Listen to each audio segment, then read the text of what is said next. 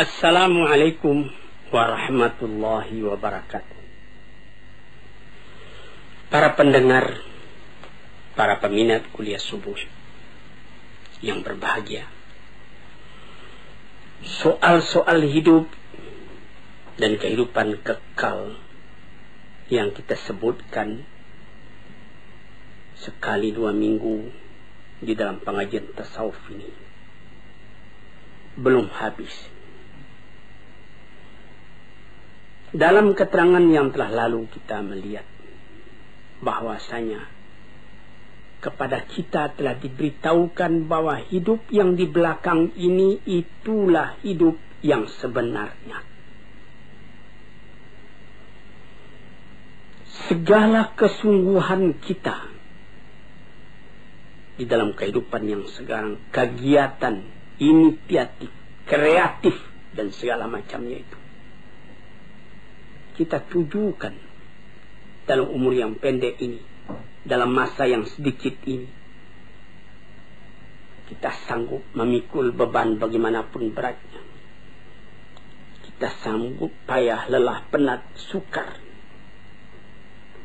Karena ada yang kita harapkan, yaitu kehidupan yang sejati tadi. Ilmu dan amalan, usaha dan kerja hanya alat untuk mencapai kebahagiaan hidup yang akan datang itu.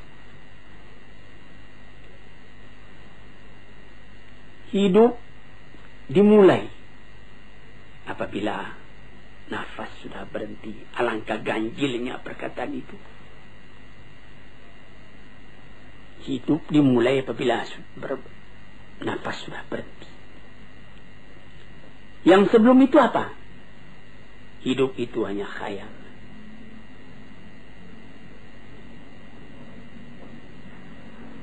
Hidup yang mengumpulkan di antara hilangnya yang disukai, yang tidak disukai. Hasilnya tercapai apa yang dicintai. Kesucian. Kita tidak pernah kehilangan yang dicintai itu.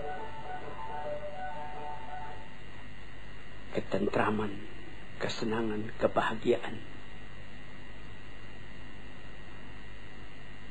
Itu yang dituju.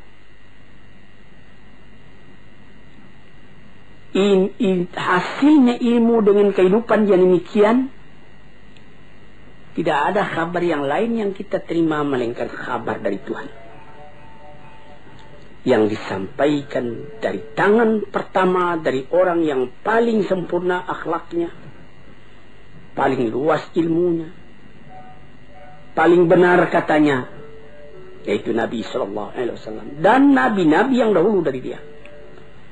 Sejak dari Nabi Adam, Idris, Nuh, Ibrahim, Ismail, Ishak, Yakub, sampai kepada Yusuf, sampai kepada Musa, sampai kepada Isa, sampai kepada Daud dan Sulaiman dan lain-lain. Nadanya sama. Mengatakan hidup yang sekarang ini baru khayal, hidup yang sejati nanti.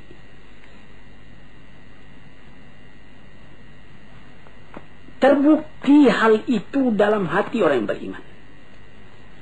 Sehingga boleh dikatakan dari iman tadi jadi menjadi keyakinan.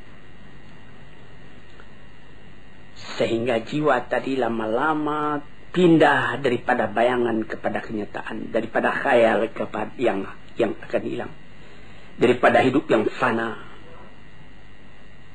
Karena inginnya kepada kehidupan yang sejati itu, karena rindunya kepada kekuasaan yang mutlak itu.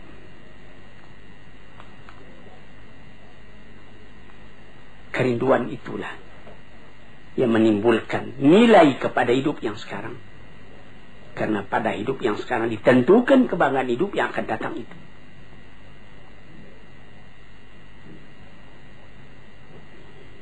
Oleh sebab itu, maka barang siapa yang musafir,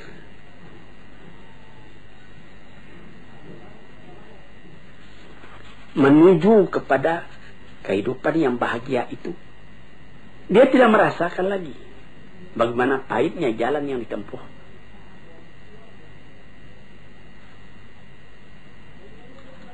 dia mengorbankan segala tenaganya, memandang ringan segala yang berat, dengan cinta, dengan rida, dengan hati lapang, terus berjalan. Ya kadang-kadang karena capek berhenti, tapi dia tahu perjalanan ini belum selesai. Banyak berhenti, lama baru sampai katanya.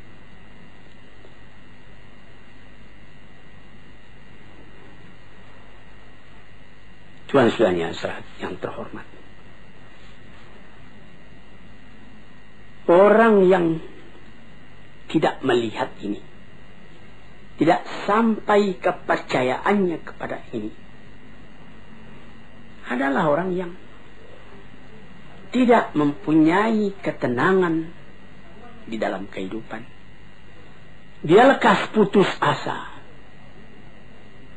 Ada orang-orang filsafat yang mengatakan hidup ini, katanya,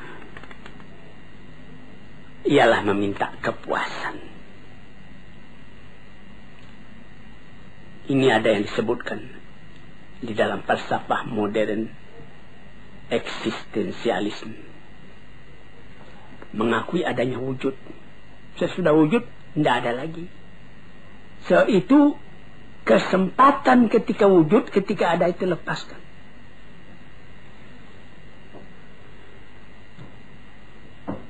Karena apabila kita telah mati, katanya, sama saja. Seorang filosof yang tinggi, seorang ulama yang besar, seorang perampok, seorang pergayul, seorang yang tidak apa-apa, apabila telah kembali ke tanah, jadi tanah, dimakan ulat. Dia ambil alasan ketika Iskandar Makedoni berjalan-jalan ke satu kuburan. Di sana bertemu dia dengan filosof Diogenes.